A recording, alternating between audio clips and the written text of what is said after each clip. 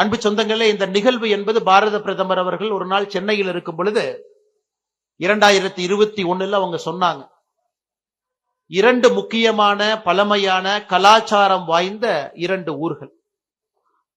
Kashi is timeless, காலத்தால் அழிக்க முடியாத, காலத்தை கடந்து நிற்கக்கூடிய ஒரு ஊர் நம்முடைய காசி, வாரணாசி. காலத்தை கடந்து நிற்கக்கூடிய ஒரு கலாச்சாரம் நம்முடைய தமிழ் கலாச்சாரம். இரண்டையும் இணைக்க வேண்டும் என்று பாரத பிரதமர் அவர்கள் விரும்பினார்கள். அதன் பின்பு உருவானதுதான் இந்த காசி தமிழ் சங்கமம். முதல் ஆண்டு 2022 ஃபர்ஸ்ட் காசி தமிழ் சங்கமத்தை பொறுத்தவரை 2 கலாச்சாரத்திற்கான பாலமாக அதை வடிவமைத்தார்கள். ஒரு ஆண்டும் ஒரு தீம். 2023 பொறுத்தவரை காசியில் இருக்கக்கூடிய அறிவார்ந்த சமுதாயமும் தமிழகத்தில் இருக்கக்கூடிய அறிவார்ந்த சமுதாயமும் இருவரையும் இணைப்பதற்காக இன்டெலெக்சுவல் பிரிட்ஜ், அது தீமா இருந்துச்சு.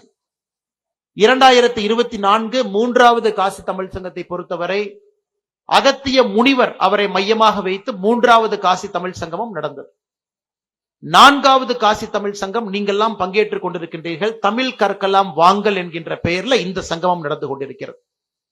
அது சாதாரண வேலை இல்லைங்க. நம்முடைய இன்னாகுரேஷன் ஃபங்க்ஷன்ல உத்தரப்பிரதேசனுடைய முதலமைச்சர் யோகி ஆதித்யநாத் அவர்கள் இந்த இன்னாகுரேஷன் ஃபங்க்ஷன், அவர் honourable chief minister of UP Yogi Adityanath ji has said that about 150 schools in the Kasi region, the vocational stream will learn 6 languages additionally apart from Hindi. They will start learning one among the Tamil, Kannada, Malayalam, Telugu, Marathi, Bengali. So இந்த 6 மொழிகள்ல ஒரு மொழி இங்க இருக்கக்கூடிய காசியை சுற்றி இருக்கக்கூடிய 150 அரசு பள்ளிகள்ல குழந்தைகள் இந்த ஹிந்தி மொழி இல்லாம இன்னொரு மொழி எடுப்பாங்க. பாருங்க எந்த அளவுக்கு இந்தியா இணைந்து கொண்டிருக்கிறது, எந்த அளவுக்கு பாரதம் ஏக் பாரத் ஸ்ரேஷ்ட பாரத், ஒரே பாரதமாக இருக்கிறது. அது யூபியில யோகி ஆதித்யநாத் ஜி அவர்கள் சொல்லி இருக்கின்றார்.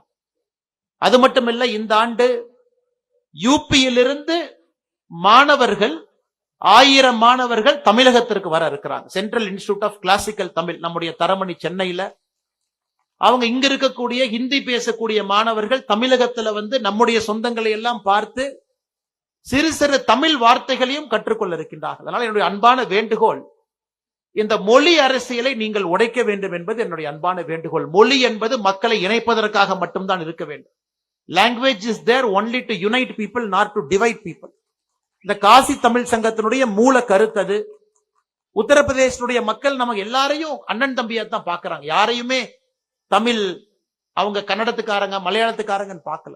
இந்த அன்பையெல்லாம் நீங்க திரும்ப தமிழ்நாட்டிற்கு போகும் பொழுது உங்கள் மூலமாக நம்முடைய தமிழ் சொந்தங்கள் சிலருக்கும் இந்த புரிதலை ஏற்படுத்த வேண்டும் என்பது என்னுடைய அன்பான வேண்டுகோள்.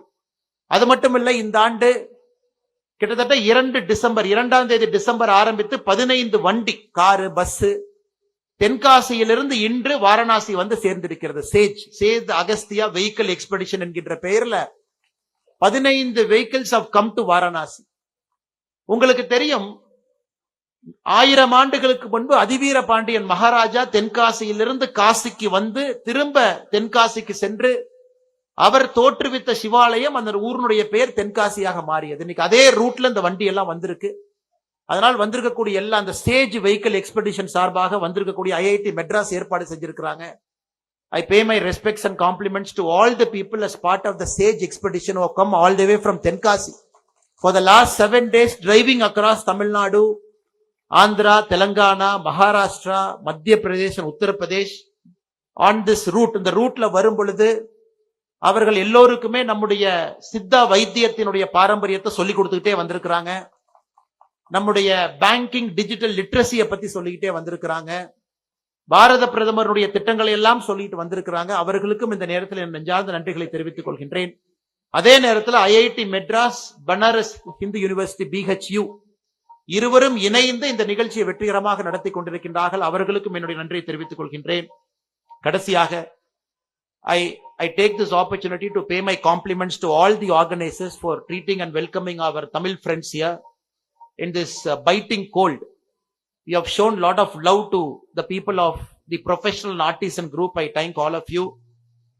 मैं हृदय में मैं बोलता हूं जी, काशी बहुत अच्छा आप वेलकम दे दिया. पूरा लास्ट 4 साल में देख रहा हूं, एक आदमी का आपका प्यार बहुत ज्यादा है, आपका प्यार बहुत ज्यादा है. अच्छा, बहुत अच्छा कोल्ड है, बहुत बढ़िया कोल्ड है इधर.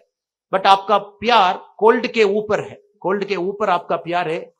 So 100% we all will never forget it.